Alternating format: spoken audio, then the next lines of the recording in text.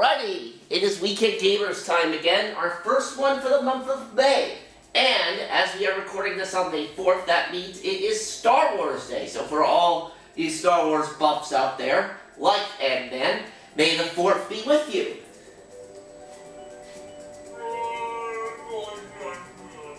But it's not just Ant-Man that's here with me. I also have Daniel, Luke, and Dominic. Hello, everybody. Yeah. No Nick this time around. I don't know where he's at, but it is what it is. He's frozen in carbonite. Either that, or he's hoping that the Golden Knights can survive Game 7 against the Dallas Stars, just like I have to hope for the same thing against the Boston Bruins.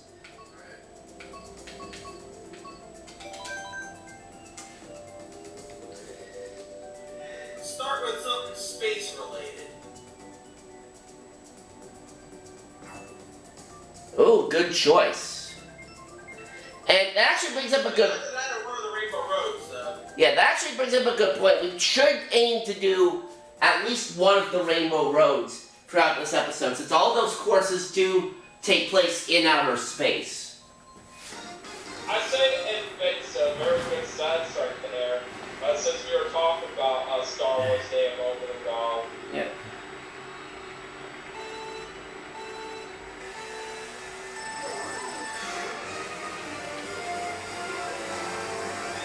And a couple of, one thing I will point out early on here as we get into this episode, and I was actually not aware of this until I was looking at Daniel's channel recently. I think it was yesterday I was looking at this.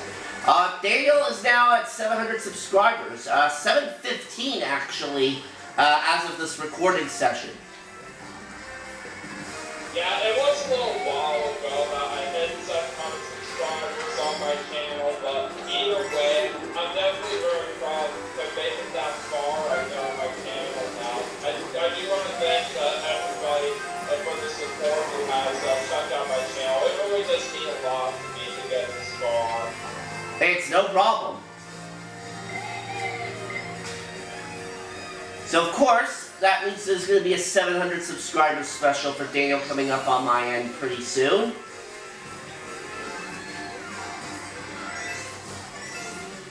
I cannot wait for that. It should be a lot of fun. Yep.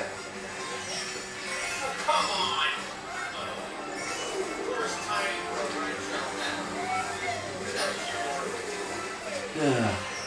Oh, bye Daniel.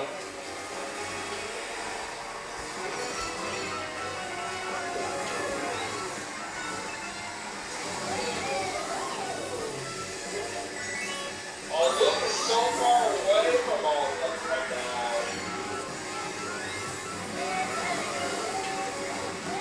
Oh my god, this is a typo with not yet.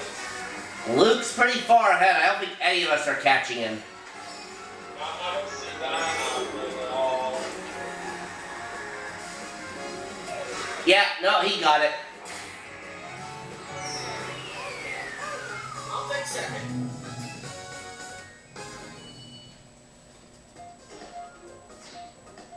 Somehow I sniped a fourth at the very last second at the end of the first race. Alright, let's see.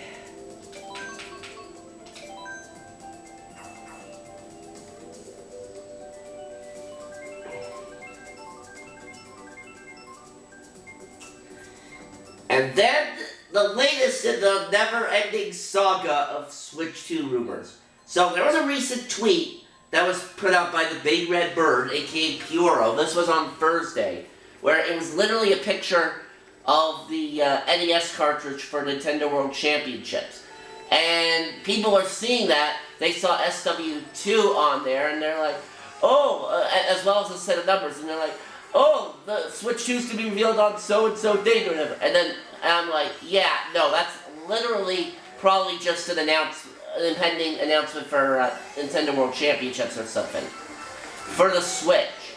I mean, I don't think that has anything to do with Switch 2. That's the way I looked at it. Yeah, I think that's what I thought as well. I mean, yeah, I mean, a lot of these Nintendo YouTubers, like, honestly, these days with news being as dry as it is, they'll do anything, like, to get clicks. Although, then again, yeah. Although then again, Nintendo does have an investors meeting coming up in a couple of days. So if somehow they reveal the Switch 2 there, then like fine, whatever. But it'll mean that everything that I'm saying right now will age about as well as old wine.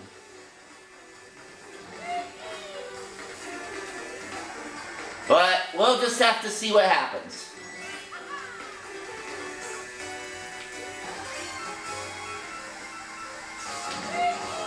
Very recently, this past Wednesday, they did just recently get underway with a brand new season of Jeopardy Master. Yeah, I've been hearing about that. That started this past Wednesday, I believe. Yeah, I really enjoyed this new season of Jeopardy Master so far. And it's definitely going very, very well than I am expecting.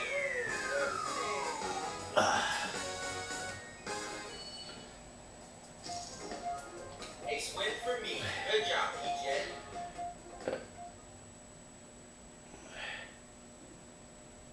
And So basically, for those of you who have not seen the new season of Jeopardy Masters yet, there's basically 4 returning players that participated in last year, along with 2 new players who ended up winning the Tournament of Champions and the Invitational Tournament respectively.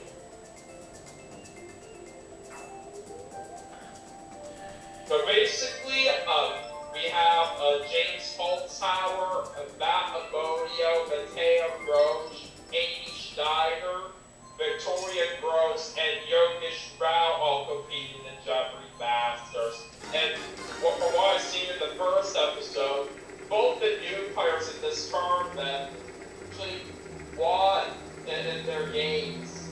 very nice.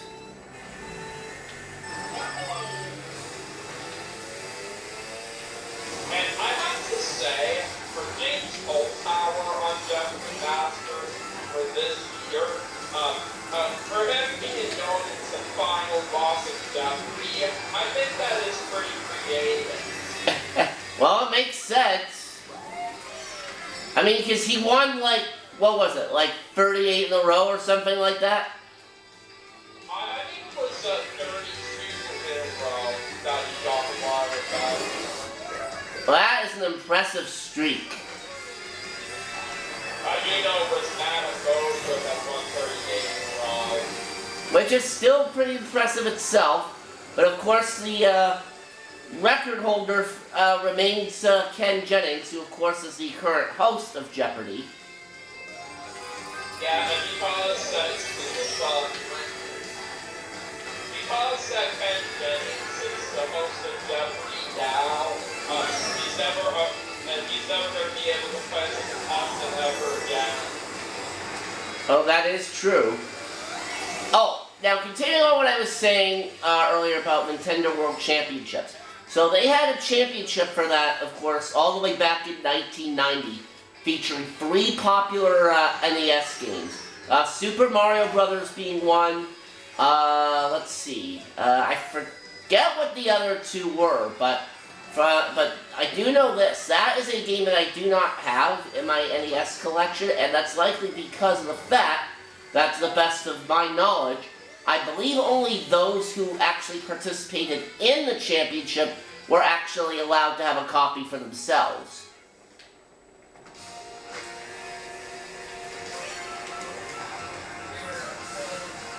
Yeah. And then,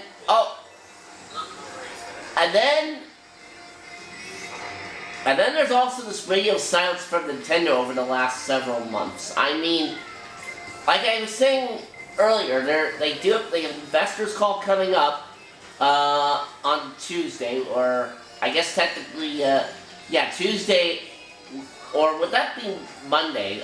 No, I think it would be more like Monday evening into Tuesday for the Eastern time zone, because I think they go by Japan time. But whatever. Whatever. I mean, a new console has to come sooner rather than later. So they have to. So at some point they have to say to their investors, "Hey guys, yeah, we have a new console that we're working on. It should be ready to release by insert date here," or something like that. That was most definitely not me, Shannon. That was awful. And in this case, said date being probably within the first couple of months of 2025.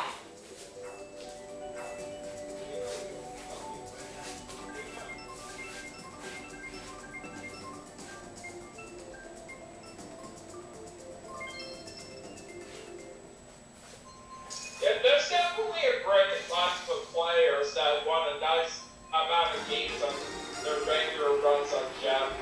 I wonder how each of them are going to do this year at Jeopardy Masters. We'll just have to wait and see. That we will. Ooh, DK Summit. Oh. Yeah, from what I remember, I think this was the track that had that one trick in it that Tasha Gamer is able to pull off so well. Oh yeah, I remember seeing that. Yeah, I think she was also, like, explaining to me how to do the trick that one time, from what I remember. Oh, That really gets me my attention.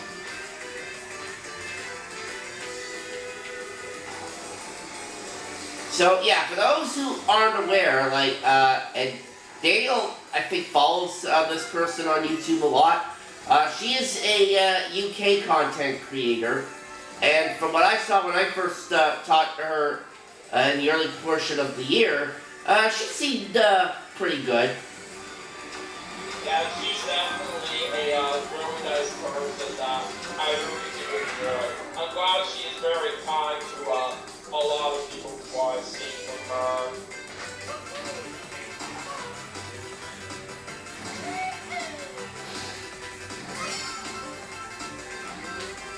No problem. We're talking about this certain number of wins that certain people have pulled off on the regular runs in Jeopardy. I do want to keep that going for a little bit more for everybody else that's competing in Jeopardy Masters as well. At least from what I know, how many teams they won. Amy Schneider did win 40 games on her regular run, and she is known for being the most successful woman in Jeopardy history. That she is. Stop giving me coins. Give me something to use. Good board game. And not only that, Amy Schneider is also second on the all-time winners for Jeopardy as well.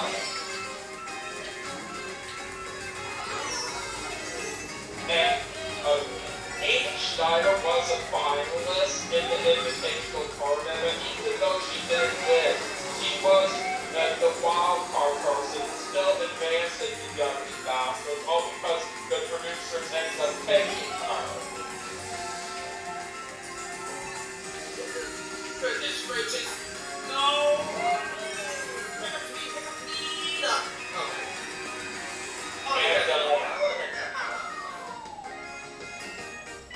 And for Matea Roach, she won 23 games in her regular run, and she's known for being the youngest super champion on Jeopardy. From the Toronto area, I do believe. Yeah, that is correct.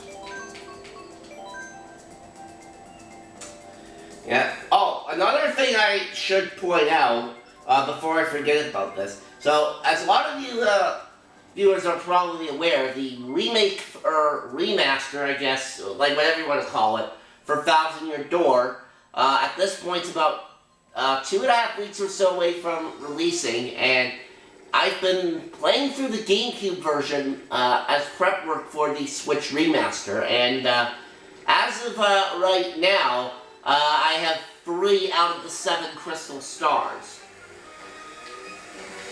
Well, that's pretty nice for you right now, Mark. Yep. Although, Yeah.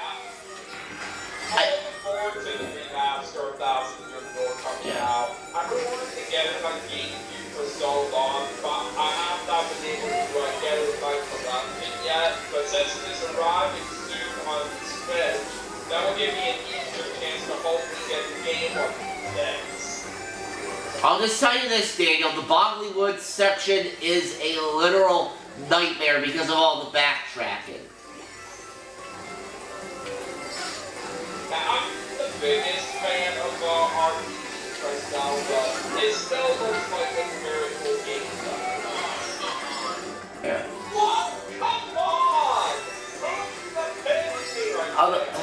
Not bad. And then, although I think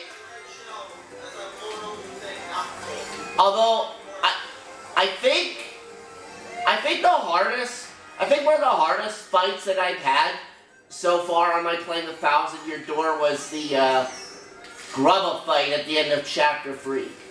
Mainly because of the fact that, well, as Playing with Fiara put it when I was watching her video on this, it is actually a pretty difficult boss, especially for that point in the game.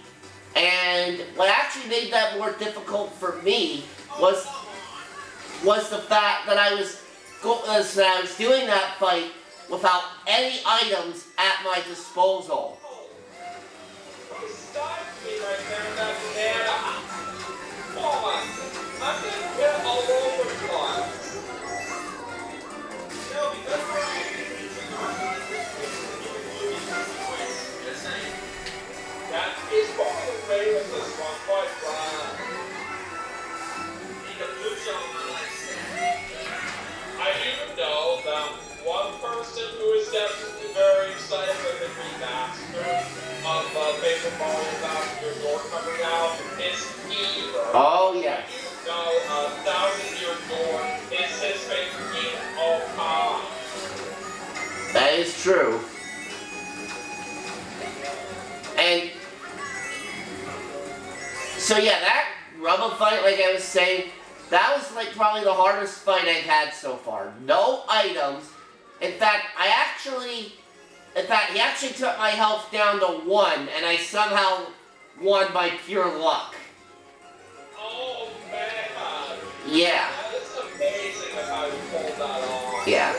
I mean, granted, it probably would have been maybe slightly easier if I had healing mushrooms on me, but you know me, sometimes I kind of stubborn and insist on doing it as difficult as possible, but at least I was able to pull it off.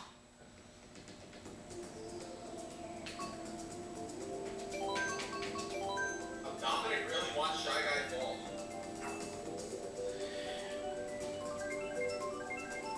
It's interesting that he's faking it quite a bit right now. Well, we're going to a space course. Or a space themed course, rather.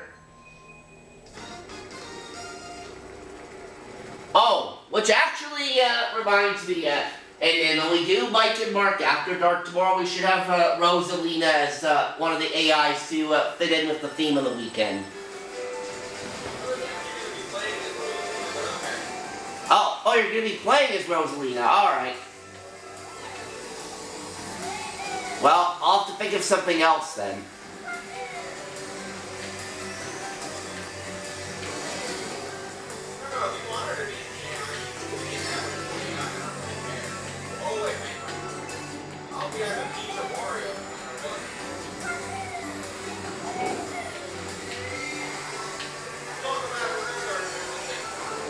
Alright.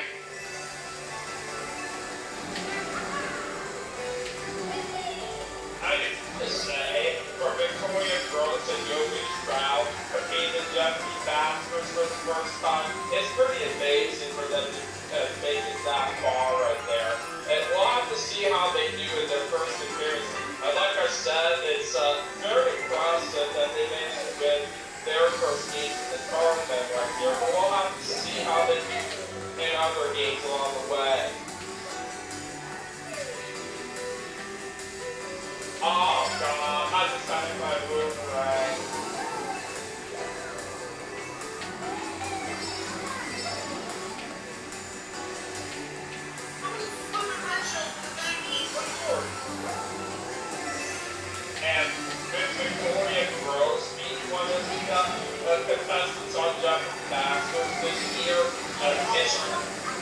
It's hard to believe that she was a Jeopardy champion all the way back in 2005. Really, Boo? A stupid banana. Lord, I need a blue shell in my life snack.